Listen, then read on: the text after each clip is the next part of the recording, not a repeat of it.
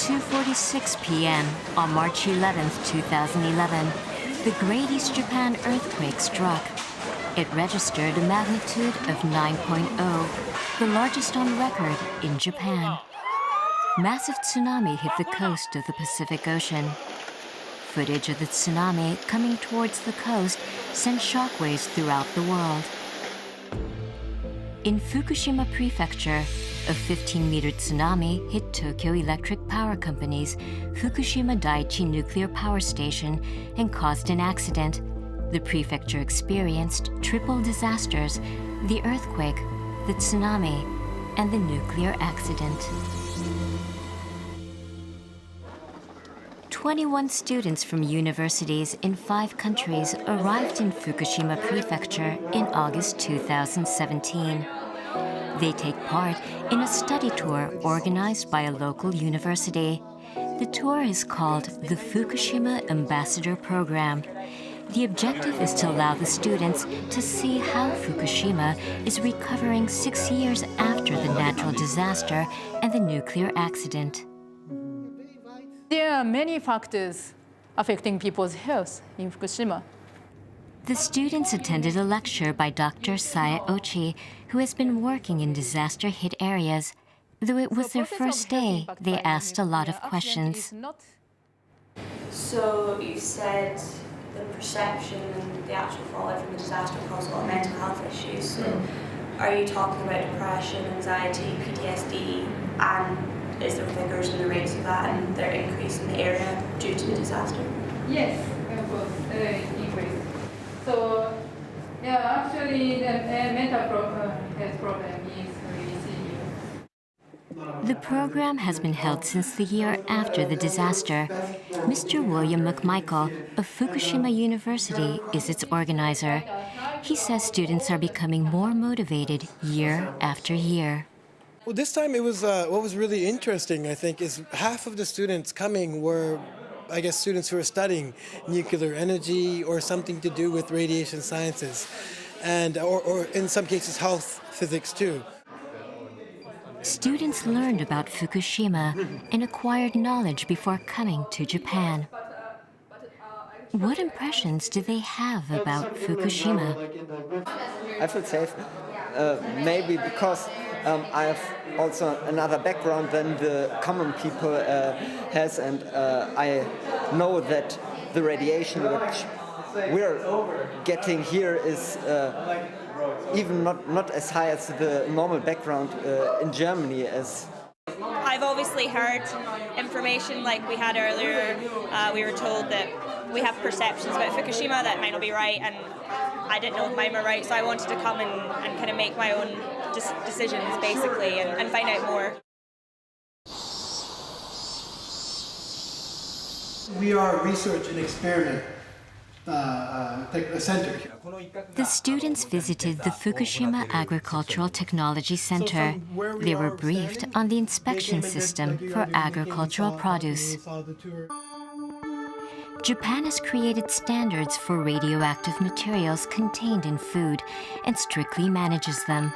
The Japanese standards are far stricter than those in other countries. All rice harvested in Fukushima Prefecture is shipped after undergoing radiation checks.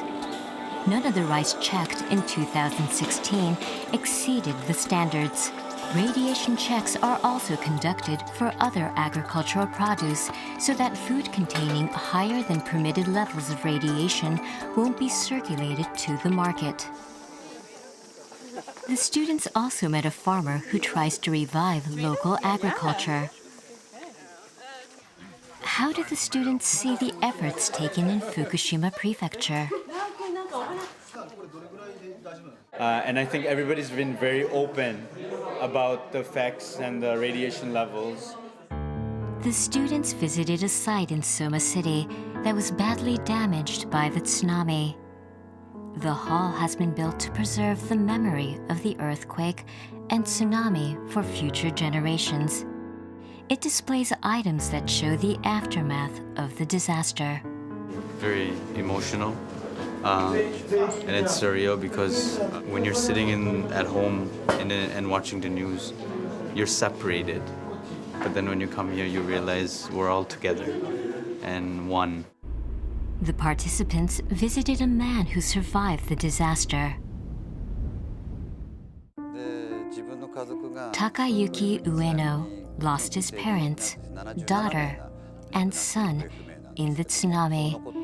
They are among the 1,600 people who died in the earthquake and tsunami in Fukushima Prefecture.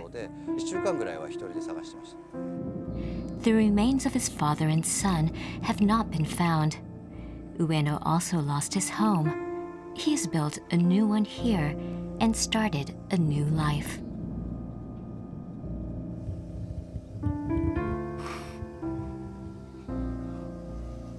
Why did he decide to rebuild in the same area? To be close to his children? 子供たちと暮らしたのもここだし、でここから離れるつもりがなかったです。Ueno is still suffering from psychological trauma. Harris was able to feel his pain. After the Fukushima Daiichi accident, the 20-kilometer radius from the nuclear power station was designated as evacuation areas. The evacuation order was lifted about a year ago in the Odaka district in Minamisoma City. Residents are making steps towards reviving their community. My name is William. I'm originally from Vancouver, Canada. Woohoo, Canada. Why did McMichael decide to create the program? He feels strong attachment to Fukushima and frustration with media reports about the region. 私もすごく悔しかったの大好きで福島がいろいろ海外であんまり正確に伝わってなかったというのが、そういうジレンマがすごいありましたので、そういう震災を伝えられる人材育成っていうのを海外にも日本にも作ろうということで、そういうグローバルプログラムなどをもう震災以降ずっとやっておりまして。Misunderstanding about Fukushima is widespread outside Japan.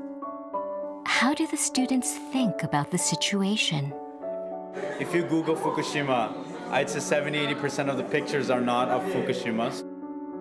I know for one, my father stopped eating any import of Japan because he was afraid of the radiation and still hasn't taken it back up.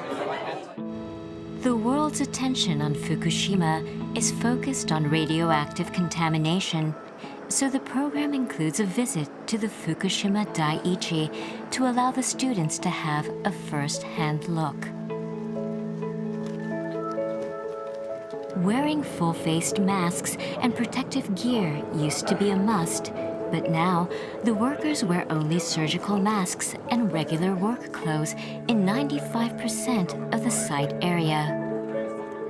The students who stay inside the bus do not even need to wear masks. Shortly after departure, the building of the #1 reactor came into sight. Its roof was damaged by a hydrogen explosion. The bus was about 100 meters from the building. The students were surprised that they could come this close. I thought that I could never visit Daiichi, ever. They're cleaning everything nicely, 6,000 people working. It was an amazing experience. The nuclear accident released radioactive materials to wide areas. In Fukushima Prefecture, decontamination work has been carried out to reduce radiation doses. Buildings and roads are washed, surface soil and dead grass are removed and collected. The work requires patience. Removed materials are expected to need 22 million large plastic bags. Radioactive materials spread northwest, but doses fell in most areas by late 2016.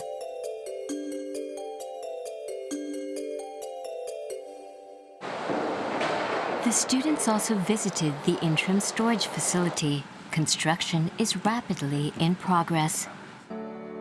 It will be built on 1,600 hectares of land surrounding Fukushima Daiichi.